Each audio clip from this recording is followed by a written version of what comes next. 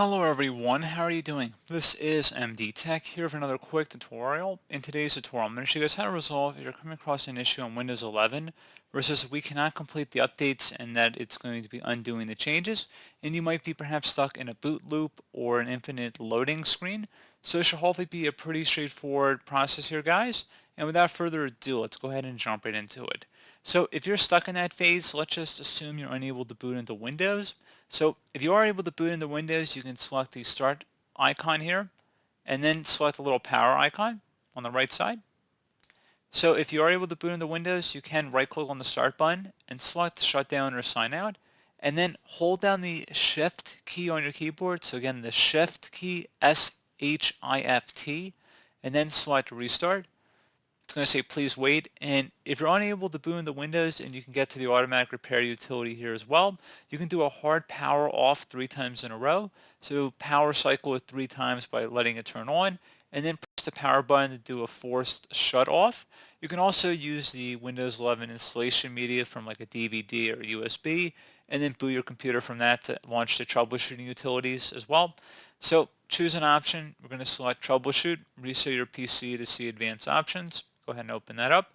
So one option you do have is you could reset your PC, so let you choose to keep or remove your personal files, then reinstalls Windows. If you went ahead and select that, you'd have the option to remove everything, which would do a clean install of Windows 11, or you could keep your files, which will remove apps and settings, but keeps your personal files. Now, be cautious with this because even though it says it will keep your personal files, it's not guaranteed to, and they might be saved in different areas that are not going to be saved once you actually reset. And if you have a lot of programs, they're going to all pretty much be cleared when you do this method, so just be aware of that. So if we went back, a less invasive option here would be to select advanced options here. And you have different options that you could explore, and I've made plenty of tutorials about different settings you can go in through here. If you had a system image recovery disk, you could select that here. If you had a specific issue or error, you could maybe launch a command prompt and run a couple commands. You could uninstall recent updates or feature updates as well. That's something I would definitely recommend taking a look at. If you want to access safe mode, you can select startup settings and then relaunch it and then tap one of the function keys to enter into safe mode. And then finally, you could also select system restore. So if you have any restore points saved, you can go ahead and go under that option, which I will do for today's tutorial here. So restore system files and settings. System restore can help fix problems that might be making your computer run slowly or stop responding. System restore does not affect any of your documents, pictures, or other personal data. Recently installed programs and drivers might be uninstalled. Select next. We do have a system restore point here. Go with the most recently created one and then select next. Select finish. And then once started, system restore cannot be interrupted. Do you want to continue? System restore cannot be undone until after it has completed. If system restore is being run in safe mode or from the system recovery options menu, it cannot be undone, which is what we're doing here. So go ahead and select yes.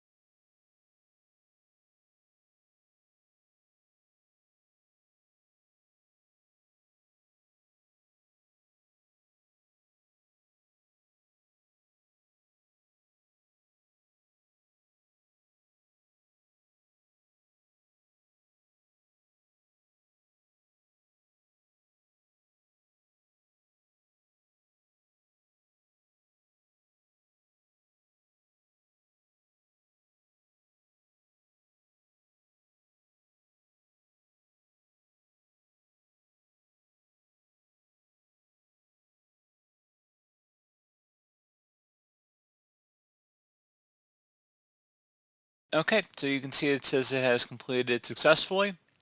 We're going to go ahead and select restart.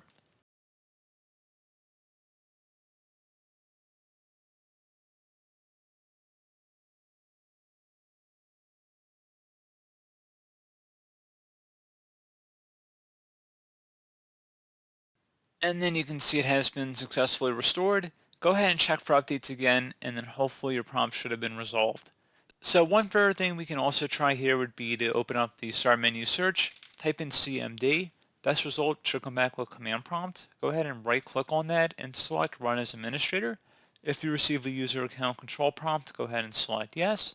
And now into this elevated command line window, you want to type in SFC followed by a space /scanl. Scanl should all be one word attached to that / out front. Exactly how you see it on my screen here, guys. Hit enter on your keyboard to begin the system scan. This will take some time to run, so please be patient.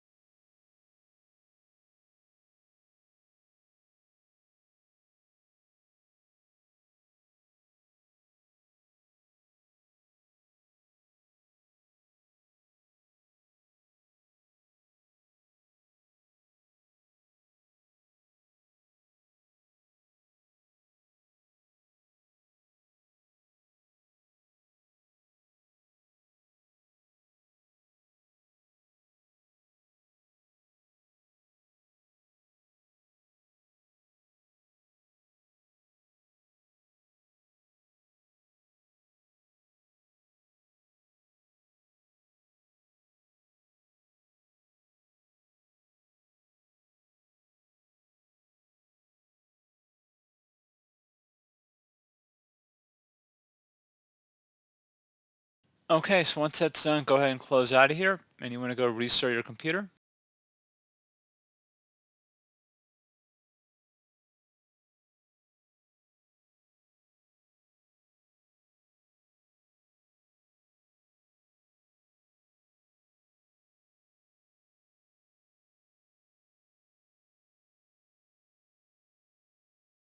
And hopefully I was able to resolve your problem, and you should be good to go. So pretty straightforward. Do hope I was able to help you out, and I do look forward to catching you all in the next tutorial. Goodbye.